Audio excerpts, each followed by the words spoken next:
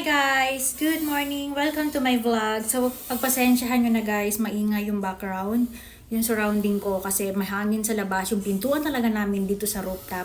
Kasi inopen ko siya guys kasi kakatapos ko lang magsampay para makapasok yung hangin. Oh my God! O diba? Ganon. May impact na ganon. Hindi ko alam kung bakit. Itinali ko na yung pintuan na yan pero pabalik-balik talaga siya. So, please don't mind. So, katapos ko lang guys maglaba at magsampay. So, ngayon magluluto ako guys ng munggo.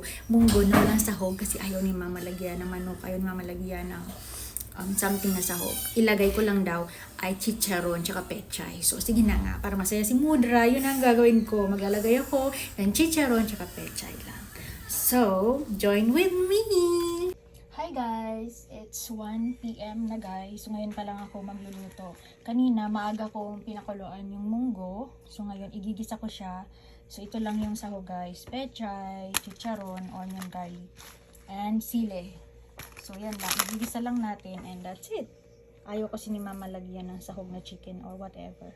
Ayan. Ito na yung green na sile, bawang, and onion. So, ayan guys, nagpainit na ako ng mantika. Ilalagay natin yung garlic. Ayan, halo-haloyin na lang siya. At then, mag-golden brown. And then, ilagay mo na ang sibuyas. Ilagay ang sibuyas. Halo-haloyin. So, ganun lang halo guys. Alam nyo ba, naghihiwa ako ng sibuyas na isang sibuyas. Naluluha ako. Ang anghang pala sa mga nakakayak. Lagay natin yung sili. Dapat kasi maglalagay ako ng giniling on mga chicharon para hindi daw masira yung lasa. So, after that, ilalagay natin yung konting munggo. Kasi babalik natin siya dito sa kaldero na kung saan ko siya pinakuluan. So, ito para lang ma-absorb na yung lahat ng patas dito sa kawali and i-transfer natin siya sa kaldero. So, that's it. So, ayan guys, dito ko siya pinakulo kanina. Ayan, papakuluin ulit natin siya. So, maglalagay tayo ng black pepper.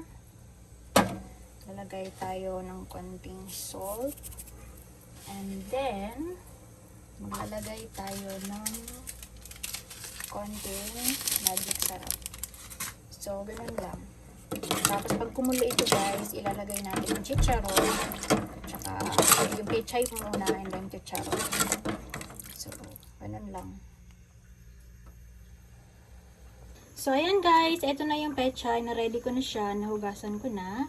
And, ilalagay natin yan maya-maya once kumulo.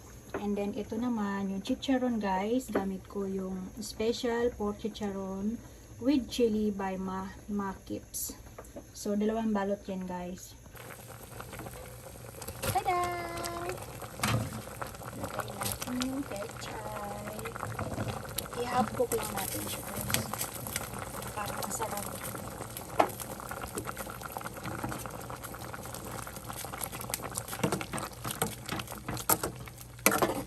Ayan. Tapos maya-maya ilalagay na natin yung chicharon. Tikman na natin.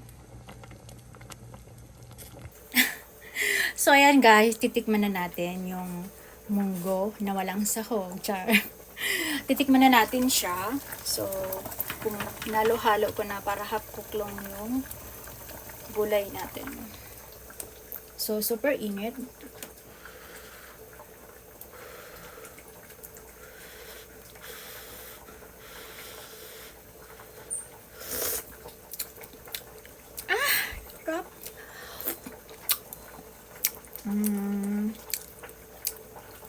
Perfect.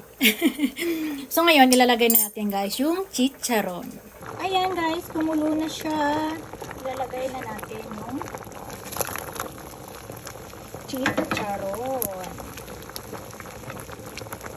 So, luto na siya guys. Tama na sa akin yung timpla niya. So, papatayin na natin yung apoy. So, half cook guys yung pechay. So, ito nang gusto ni mama, yung lasang chicharon. Kaya ayaw niya lagyan ng other sahog, mawawala daw yung original lasa ng chicharon. Kaya ayaw. Pwede kang maglagay ng pork cubes guys, kaso wala ako. Kaya wala. Ganun lang. Ganun lang siya. So yeah, that's it guys. Ayan yung simple na ginisang munggo, Myra E version. So thanks guys for watching. But I think mas masarap kung meron itong parang taba-taba ng baboy. But gaya na sabi ko, ayaw ni Lord na. So kain tayo guys! So ayan na guys, luto na siya. Kain tayo ng tanghalian. Ito na yung munggo na niluto ko. Tapos, kaninang umaga, meron ako niluto na scrambled egg with tomato garlic and ham. So, this is how it look like. And then, kakain tayo ng rice. Yeah. Let's eat, guys. Let's eat. I'm eating vegetable.